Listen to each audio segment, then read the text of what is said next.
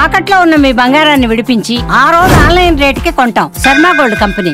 నమస్తే, welcome to Suman TV. నేను గిరిజ. ఇవాళ మనతో పాటు ప్రముఖ ఆధ్యాత్మికవేత్త, భారత శంకర పీఠ వ్యవస్థాపకులు, బ్రహ్మశ్రీ తిరుపతి మూర్తి అవధాని గురువు గారు ఉన్నారు. వారితో మాట్లాడిద్దాం. గురువు గారు నమస్కారం. ఓం శ్రీ మహాగణాధిపతయే నమః.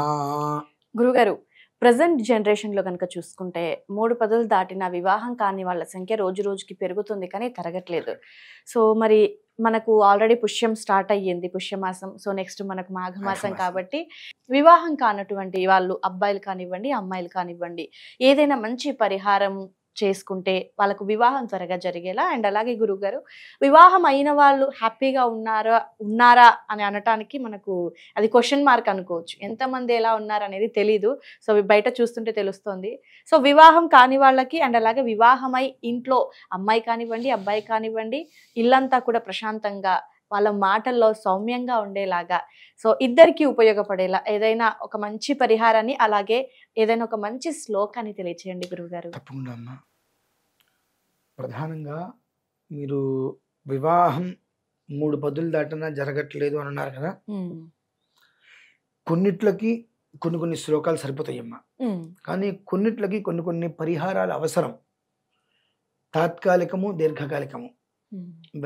వైవాహిక విషయంలో తాత్కాలికం ఎప్పుడూ పనికిరాదు, దీర్ఘకాలికమే అవసరం. తాత్కాలికం అంటే మరలా అదొద్దు. దీర్ఘకాలిక వ్యవస్థ ఉండాలి. 30 సంవత్సరాలు 35 సంవత్సరాలు దాటింది వివాహం కావట్లేదు అంటే ముందు ఎందుకు కావట్లేదు అనే విషయం తెలుసుకోవాలి. వివాహం కాకపోవడానికి అనేక కారణాలు ఉంటాయి. ఆ కారణమైనటువంటి విషయం అతని యొక్క జాతకాన్ని మనం పరిశీలించినట్లయితే అసలు ఎందుకు కాకపోవడానికి బలమైన కారణం ఏంటి? ఏదో రకరకాలుగా ఇదంతా అది ఉందని చెప్పేస్తాం. ఇది ఉంది అది ఉంది కదా, అసలు ఎందుకుంది?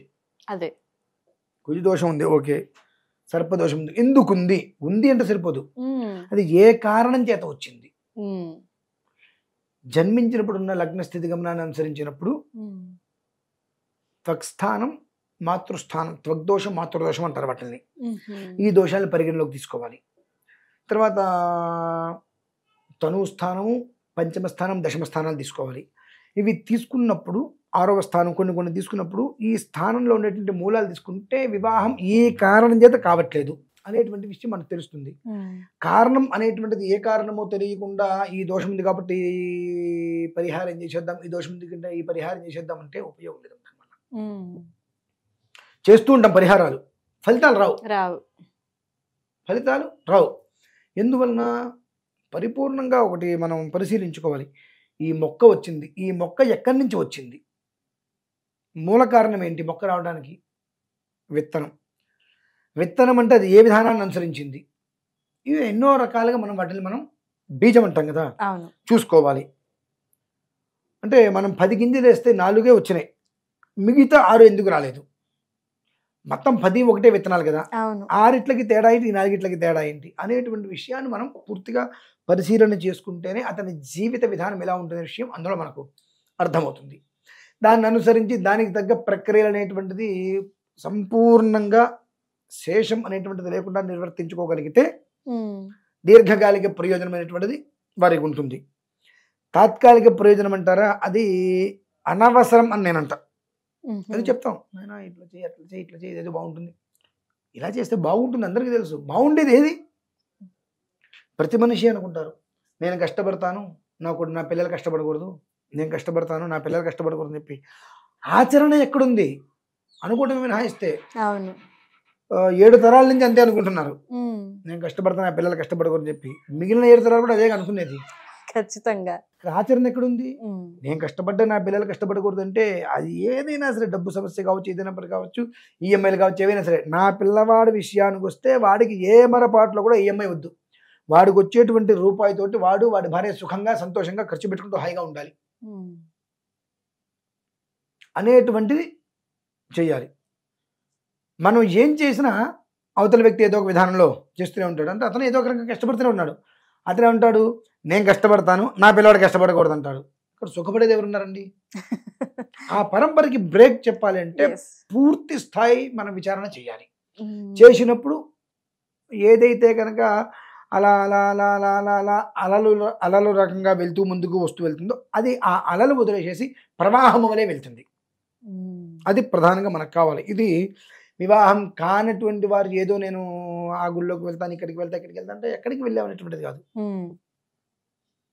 ఈ గుళ్ళోకి వెళ్తే ఎంత జాతకం ఎంత నీచంగా ఉన్నా మారుతుంది. కర్మ ఫలితం నుంచి నువ్వు బయటపడతావేమో, జాతకం ఎందుకు మారుతుంది? జన్మతహాగా ఉన్నది. జన్మతహాగా ఉన్న జాతకాన్ని వివరణ నువ్వు జన్మతహాగా ఉన్నటువంటి దాని నుంచి నువ్వు బయటపడాలి అంటే దానికి కారకమైన గ్రహం ఎవరు అనేటువంటి విషయాన్ని పరిశీలన తీసుకోవాలి. ఆ విషయాన్ని పరిశీలన తీసుకోకుండా నువ్వు శివుడికి అభిషేకం చేయకుండా నీకు ఏది రాదు. కానీ శివుడికి అభిషేకం చేస్తే ఏది పోదు. అంటే శివుడికి నువ్వు అభిషేకం చేసి సమాప్తం చేయాలంటే లగ్నం ఏంటి, నక్షత్రం ఏంటి, రాశి ఏంటి, దశ ఏంటి, అంతర్దశ ఏంటి, ఇవన్నీ చూసుకొని ఏ గ్రహం నుంచి నువ్వు ఇబ్బందులు పడుతున్నావు, నీకు ఇప్పుడు వయసు ఎంత, పుట్టినప్పుడు నీ దశ, ఇవన్నీ అందులో వస్తాయి. అన్నీ పరిశీలన చేసుకొని దానికి తగ్గ గ్రహశాంతి, అది కొన్ని పాశుపతాలు ఉంటే కొన్ని నార్మల్గా ఉంటాయి, దాన్ని అనుసరించి అది పూర్తి చేసుకొని చివరికి రుద్రాభిషేకం చేసుకుంటే అది నీకు ఉపయుక్తంగా ఉంటుంది. ఇవన్నీ తెలియకుండా రుద్రాభిషేకం చేసినా మనకు ఫలితం రాదు.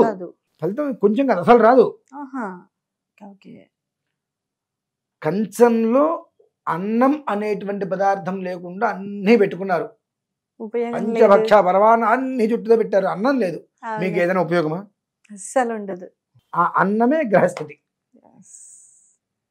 ఆ అన్నం దగ్గర ఉంటే ఇష్టమైతే వేపుడు తింటాం, ఇంకోటి తింటాం, ఇంకో వేపు 4 సార్లు తింటాం, కూర 4 సార్లు, పప్పు 100 సార్లు కలుపుకుంటాం, ఊరి మిరపకాయ కోరుకుంటాం, అప్పడం కోరుకుంటాం, మన ఇష్టం. ఆ అన్నంతో పులిహార చేసుకుంటాం, పరమాన్నం చేసుకుంటాం, ఏదైనా చేసుకుంటాం. అన్నమే లేకుండా కంచంలో 10 రకాల పదార్థాలు తృప్తిగా ఉన్నాయని ఎదురు చూస్తూ కూర్చోటమే, తినలేం. తిన్నా గడుపు ఉండదు, ఉపయోగం లేదు, తినలేము, అట్లా ఉంటుంది. దాన్ని మనం ప్రధానంగా మనం తెలుసుకోవాల్సిన విషయం ఇది.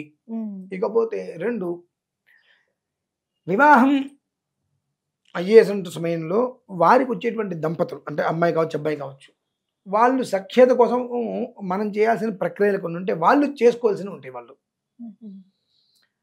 పత్నీం మనోరమాం దేహీం మనోవృత్తానుసారిణీం తారిణీం దుర్గ సంసార సాగరస్య కులోద్భవాం శ్లోకం. నీకు వివాహం కావాలి అనుకున్నప్పుడు నీకు సంబంధించినటువంటి ఒకసారి జాతకాన్ని పరిశీలింపజేసుకుని అందులో ఉండేటువంటి దోషాలు ఏంటో మొత్తం పరిశీలించుకొని ఒక శాంతిని నిర్వర్తించుకుంటూ నీకు నువ్వు పత్నీం మనోరమాం దేహీం మనోవర్తానుసారిణీం తారిణీం దుర్గ సంసార సాగరస్య కులోద్భవాం, అంటే నాకు వచ్చేటువంటి భార్య పత్నీం మనోరమాం దేహి, నా మనస్సుని రంజింపజేసేటట్టుండాలి. మనోవర్తానుసారిణి, తనని నేను ఎరగాలి, మనస్సుని తను నన్ను అర్థం చేసుకోవాలి పూర్తిగా. ఒకరిని అర్థం చేసుకునేటువంటి స్థితిలో మనోవర్తానుసారిణి అంటే మనస్సుని అర్థం చేసుకొని ఒక అనువర్తనంగా ముందుకు వెళ్ళాలి. అంటే తనకి ఏం చేస్తే తను సంతోషపడుతుంది, నాకేం చేస్తే నేను సంతోషపడతా అనేటువంటి విషయం మాకు ఇద్దరికి ఒక అండర్స్టాండింగ్ ఉండాలి.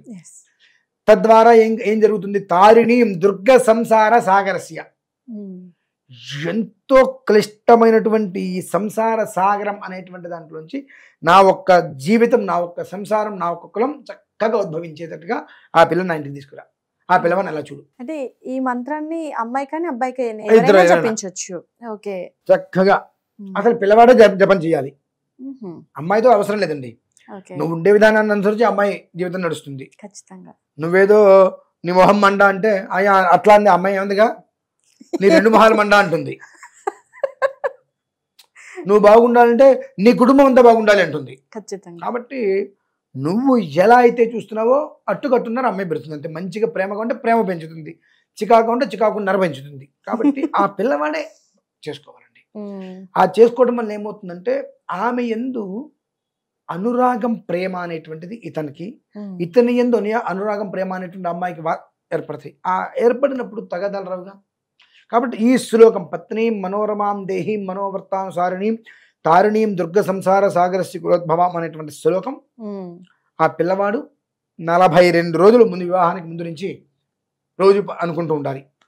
ఈ రోజు ప్రారంభం అనేది ఏమైనా ఉంటుందా గురుగారు? వివాహం అనుకున్నాం, ఇప్పుడు 28, 29, 30 వచ్చినాయి, వివాహం చేద్దాం అనుకున్నాం, జాతకం చూపించాం, ఏదో ఉందనుకున్నాం, దానికి ఏదో ఒక దోషానికి ప్రాయశ్చిత్తంగా పరిహారాలు ఏవో చేస్తున్నాం. ఇక నువ్వు మొదలు పెట్టుకో. తాంబూలు అంటే నీకు ఎప్పుడైతే పెళ్లి చూపులో వెళ్దాం అనుకుంటామో దానికన్నా ముందు నుంచి మొదలు పెట్టుకో. 10 మందిని చూడాల్సిన కర్మ పట్టదు ఇంకా. ఆడపిల్ల ఏమి బొమ్మ కాదు కదండి, వెళ్ళి 10 సార్లు నువ్వు అటు నడువు ఇటు నడువు ఇటు చూడు అటు చూడు అని చెప్పి వ్యవహారం చేయడానికి. ఎవరైనా ఆడపిల్లే, నువ్వు చూసే విధానం మార్చుకునే విధానాన్ని అనుసరించి జీవితం ఉంటుంది. కాబట్టి నువ్వు మొట్టమొదటి చూసినటువంటి అమ్మాయి అంటే జాతకాల కలవకతో మనం ఏం చేయలేం, అవును, ముందుకెళ్ళద్దు కూడా. జాతకాలు కలిసినవి అనుకున్నప్పుడు ఆ అమ్మాయి నీ జీవిత భాగస్వామిగా ఉండాలని నువ్వు అనుకున్నప్పుడు ఇది విధానం చేసుకో, బాగుంటుంది, కుటుంబం బాగుంటుంది. అదే అమ్మ విషయం ఇది.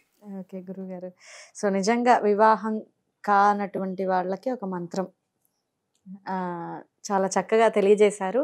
సో ఎస్పెషల్గా నవేడేస్లో ఉన్నది అది సమస్య, అంటే దోషాలు అనుకోవచ్చు, ఇతరత్ర సమస్యలు అనుకోవచ్చు, అన్ని రకాల సమస్యల వల్ల వ్యాధి తెలుసుకోకుండా మందు వేస్తే తగ్గదు. అలాగే ఆ దోషం ఏమిటి అనేటువంటి విషయం పూర్తిగా పరిశీలించిందే ఏం చేసినా ఫలితం లేదు.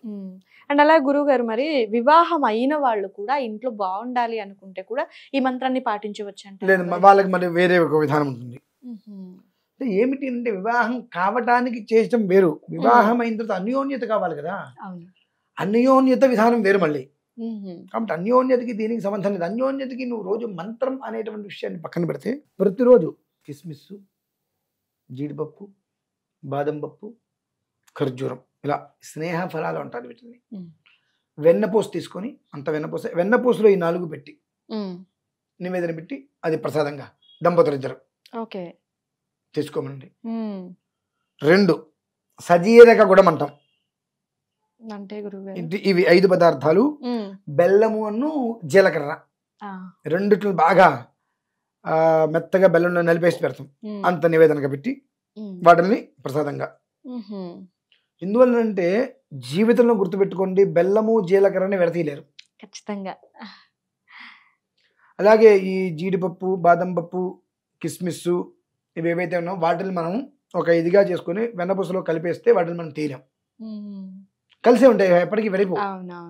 కాబట్టి స్నేహ ఫలములు అంటారు వాటిని. ఆ ఫలాన్ని రోజు ప్రసాదంగా, కొన్ని మంత్రాలు అయితే ఉంటాయి. ఆ పరిహారం ఎలా ఉంటుందంటే అమ్మా, ఇక విడిపోతున్నారేమో అనుకునేటువంటి పరిస్థితులలో అసలు ఎందుకు విడిపోతున్నారు అనేటువంటి కారణాలు మనం మళ్ళీ తెలుసుకోవాలి. ఓకే, పరిశీలన చేసుకొని వాటికి కొన్ని ఉపసంహారాలు ఉంటాయి. కాదు నార్మల్గా ఏదో కాస్త ఏదో కొంచెం ఇప్పుడే ప్రారంభం అవుతున్నాయి ఏవో చికాకులు అనుకున్నప్పుడు ఆదిలోనే తుంపేయటం శ్రేయస్కరం. కాబట్టి ఇది చాలా శ్రేయస్కరం. ఓకే గురుగారు, సో వాళ్ళు కలిసి ఉండడానికి ఒక చిన్న పరిహారం, అండ్ అలాగే మ్యారేజ్ చేసుకునే వాళ్ళకి ఒక మంచి శ్లోకాన్ని అయితే తెలియజేశారు గురువు గారు. ధన్యవాదాలు.